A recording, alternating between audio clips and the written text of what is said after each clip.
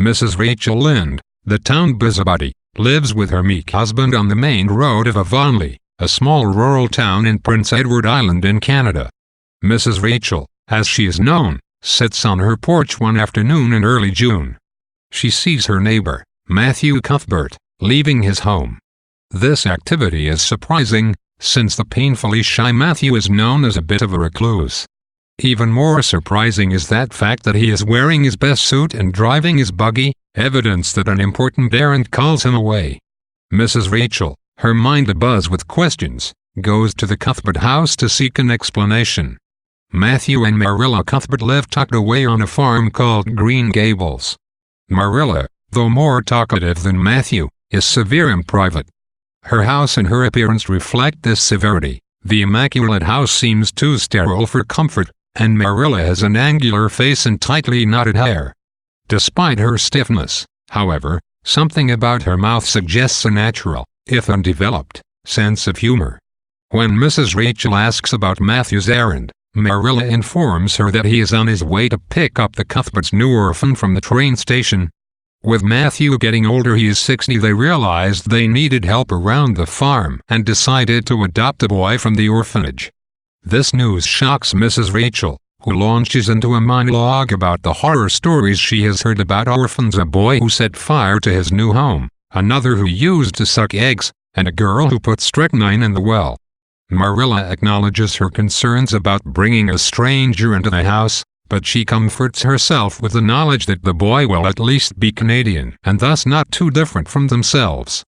Marilla wonders why anyone would adopt a girl, since girls cannot work on farms. Matthew enjoys his quiet ride to the train station, except for the moments when he passes women and must nod at them. All women scare him, except for Marilla, who we learn is his sister, and Mrs. Rachel. He always feels like women are laughing at him. Arriving at the station, he sees no sign of the train and nobody on the platform except for a little girl and the station master. Shyly avoiding the girl's eyes, he asks the station master whether Mrs. Spencer has arrived with his orphan, and the station master says that she hasn't, that the delivery is waiting at the end of the platform. A girl of about 11 years is sitting on a pile of shingles.